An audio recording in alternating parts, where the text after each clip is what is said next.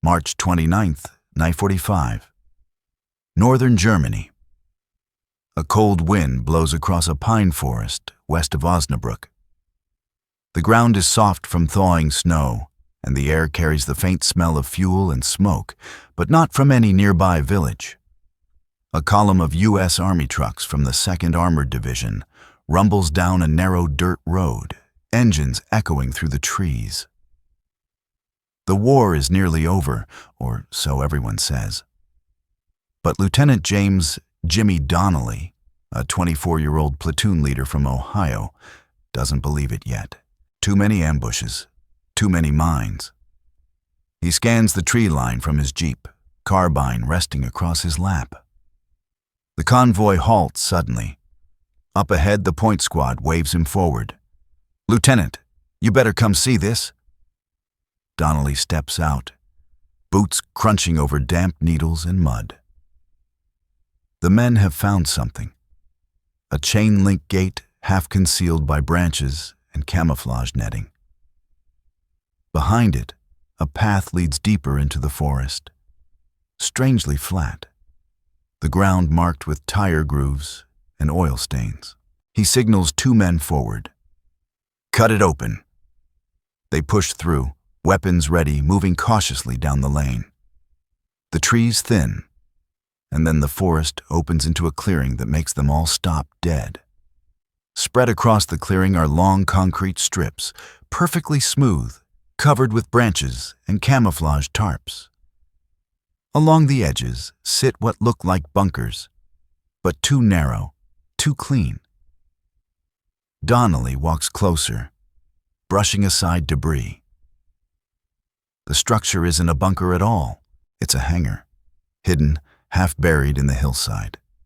And inside, under dim light filtering through the trees, rests a shape none of them have ever seen before. "What the hell is that thing?" a corporal whispers. The aircraft is sleek, almost alien. Twin jet nacelles slung under swept wings, the fuselage painted in mottled green-gray camouflage. Its nose bears a black and white spiral. Stenciled along the side, Messerschmitt Me 262A 1A. Donnelly circles slowly, his breath catching. The Luftwaffe emblem is still bright, the canopy spotless. Beneath the plane lie scattered fuel drums, spare engines, and parts labeled Jumo 053B. "Jet engines," murmurs one of the engineers. "Son of a bitch, they built jets." Nearby, another hangar door stands ajar. Inside, more Me-262s, their wings disassembled, their fuel lines running to a camouflaged pump station. Some are wrecked, their frames scorched from Allied strafing. Others look ready to fly. Private Carter runs his hand over a fuselage, eyes wide. If these things took off, our boys in the air would have been toast. Donnelly says nothing. He looks around, at the tools, the spare parts, the handwritten notes in German. The ground crew lockers still open, uniforms left behind. The place feels frozen in time, abandoned only hours ago. A low whistle breaks the silence. The men turn as Sergeant Heller emerges from another shed carrying a large crate. Inside are sleek steel tubes, their noses painted yellow. "Sir," Heller says quietly, "these aren't bombs, they're rockets." Donnelly stares at the crate, at the jet, at the sprawling forest airfield that no one on his maps had ever mentioned. "Jesus," he mutters. "What the hell were they building out here?" A gust of wind sweeps through the trees, carrying the faint sound of Allied artillery in the distance. A reminder that the war, though nearly over, isn't finished yet. But in this hidden base, among these futuristic machines, the soldiers feel as if they've stepped into another century. The realization spreads among them. The Germans had been fighting a different kind of war, one the Allies barely understood. Donnelly lights a cigarette, eyes still fixed on the jet. If they'd had these 6 months earlier, he says softly. We'd still be back in France. The Hidden Airfield, March 29th, 1945.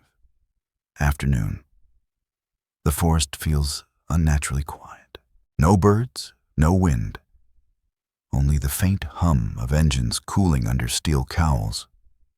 The men fan out cautiously, weapons at the ready. Every step echoes on concrete, hidden beneath the thin layer of pine needles. Lieutenant Donnelly waves to his radio man. Get HQ on the line. Tell them we've got a Luftwaffe airfield out here, and not the kind they've been bombing. Corporal Adams, the company's mechanic, kneels beside one of the aircraft. He runs his fingers along the rivets, the thin metal skin that seems too delicate to belong to a war machine. This ain't aluminum, sir. Feels like they used a magnesium alloy, light as hell. He stands, shaking his head. I've never seen anything like this. Donnelly circles around the Me-262 again. Up close, the jet's twin engines still smell faintly of kerosene. Scorch marks stain the runway beyond, where the exhaust must have blasted the concrete. Scattered along the taxiway are strange, stubby trucks, refueling vehicles, air compressors, and ammunition carts, all painted in dull camouflage greens. One of the soldiers points toward a camouflaged shack at the far end of the clearing. Lieutenant, you might want to see this. They push open the door. Inside, the walls are lined with maps. The English Channel, Belgium, and the Ruhr. Pins mark Allied air bases, supply routes, and bombing corridors. On the desk lies a thick folder stamped Geheime Kommando Sascha. Top secret command matter. Donnelly flips it open. Inside are sketches and notes, flight data, fuel consumption charts, gun calibrations. One heading reads, Project Sturmvogel, Operational Orders, Jagdgeschwader 7. He whistles softly. JG-7, he mutters. That's the jet squadron Intel's been whispering about. In another corner of the room, a gramophone sits beside a stack of records. The last one left on the turntable is labeled Marsch der Luftwaffe. Donnelly turns the crank, and the faint strains of a German march fill the silence. Eerie, ghostly, almost mocking. Private Carter shifts uneasily. They cleared out fast, sir. Food's still on the table. He's right. In the adjoining mess hut, tin bowls of half-eaten soup sit beside enamel mugs, frozen in place by time. A chessboard lies overturned, pieces scattered on the floor. The clock on the wall has stopped at 10:42. They must have heard we were coming, Donnelly says. Pulled out overnight. Outside, the engineers find more clues. Camouflaged netting stretched over the runways, retractable hangar doors that blend perfectly into the tree line. It's not a sprawling airbase like Lechfeld or Rechlin. It's surgical, hidden, built to vanish. Corporal Adams crouches beside a refueling drum. They even piped aviation fuel underground. Hell, you could drive past this place a dozen times and never see it. Then he looks up. You know what's crazy, Lieutenant? These planes, they're way ahead of anything we've got. Twin jets, nose cannons, swept wings. You give them time to build a few hundred and, well, this war looks a whole lot different. Donnelly exhales slowly. He knows Adams is right. The Me-262 could fly nearly 540 miles per hour, faster than any Allied fighter. It carried 4 30mm cannons capable of shredding bombers in seconds. But it had arrived too late. Too few pilots, too little fuel, and too much chaos. A shout echoes from the western hangar. Sir, you better come quick. Inside, 2 men stand beside another aircraft. But this one's torn open, its cockpit burned, nose half buried in sandbags. On the fuselage, in white paint, someone has scrawled, Vergeltung kommt. Vengeance is coming. Donnelly stares at the words for a long moment, the sound of the wind sighing through the hangar beams. Then he looks back toward the line of jets glinting faintly through the trees. Not anymore, he says quietly. Outside, the sun begins to dip low, casting long shadows across the hidden airfield. Somewhere beyond the trees, Germany is collapsing, cities falling, generals surrendering. But here, in this forgotten forest, the soldiers of the 2nd Armored Division have found a glimpse of what might have been a future war, born too late to matter. The Engines of Tomorrow. March 30th, 1945. Akmer Airfield, Germany. Dawn breaks cold and gray over the forest. Thin mist curls through the hangar doors, glinting off the metallic curves of the Me-262s. American engineers and ordnance officers now crowd the site, clipboard in hand, flashlights flicking across engines, gun mounts, and half-finished fuselages. The air smells of oil, ozone, and damp pine. It feels more like a science lab than a battlefield. Lieutenant Donnelly stands with Captain Howard Ferguson of the U.S. Army Air Force's Technical Intelligence Unit, who arrived overnight with a small detachment of specialists. Ferguson is a wiry man, with a cigarette always dangling from his lip and the gleam of an engineer in his eyes.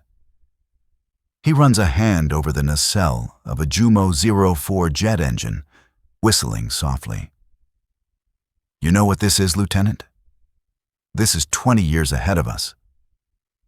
Donnelly crosses his arms. Looks fragile. Hell, it's built like a beer can. It is fragile, Ferguson replies, chuckling grimly. The turbine blades are made from cheap alloys. They burn out after a few hours. But the principle? Twin turbojets, axial flow. This thing could outrun anything we've got. P-51, P-47, doesn't matter. If they'd had enough of these running. He lets the sentence hang. Nearby, a group of soldiers lifts the nose cone from another Me-262, revealing the battery of 4 Mk-18 cannons, monstrous 30mm guns designed to shred Allied bombers from below. The barrels are still greasy, the ammo belts half-loaded. They were prepping this one to fly, says one of the techs. Look at the hydraulic lines, still warm. The discovery unsettles Donnelly. He paces to the edge of the hangar, where rows of spare jet engines lie under tarps. A stenciled crate catches his eye. Messerschmitt AG, Augsburg. Teile für Nachtjäger. Parts for night fighter. Night fighters? He mutters. Ferguson joins him, nodding. The Me-262 wasn't just a fighter. They were working on radar-guided interceptors. Imagine this. Jets hunting bombers in the dark. And there were rumors of a faster version still in testing. Something called the HG-3. Swept wings, pressurized cockpit. Would have hit 600 miles an hour. Donnelly shakes his head in disbelief. Jesus, if they'd finished it. They didn't. Ferguson interrupts flatly. And that's all that matters. Outside, the engineers uncover more evidence. Bunkers filled with fuel tanks. Rows of camouflaged workshops where Messerschmitt technicians had lived and worked in secret. One hut still holds blueprints. Aerodynamic sketches, equations scrawled in pencil, and a half-completed letter addressed to Herr Professor Messerschmitt. In a corner, a young corporal flips through a German photo album, filled with images of pilots posing beside their jets. Most are boys, 19, maybe 20, smiling, unaware they were flying into the end of a dying empire. He calls out softly, "Sir, you think any of 'em made it out?" Donnelly doesn't answer. A distant rumble draws their attention, a convoy approaching from the main road. 2 more jeeps and a truck carrying American MPs. Word of the discovery has spread. Higher command wants to secure the site before looters or curious locals arrive. Ferguson flicks his cigarette into the mud. They'll ship these birds back to right field for testing. Maybe learn something from them. Maybe build our own someday. Donnelly watches the soldiers moving through the hangars, photographing, cataloging, salvaging, erasing the last traces of a secret once guarded by the Reich. Crazy thing, he says quietly. They were losing cities, starving, running out of fuel, and still they built this. Ferguson nods slowly. Desperation breeds genius, Lieutenant. But genius doesn't always win wars. From the tree line, the morning sun pierces the haze, illuminating the jet's silver skin. For a moment, it gleams. Beautiful, alien, out of place in a world still ruled by propellers and piston engines. And then the light fades, leaving it dull once more. A relic of what might have been. Donnelly exhales and turns away. Tag everything. We move out in an hour. As the men file back toward their trucks, the forest falls quiet again. The Me-2622s sit in silence, their engines cold, their wings draped in mist, monuments to a war already lost. And somewhere in the distance, the thunder of Allied artillery rolls eastward, chasing the final days of the Third Reich.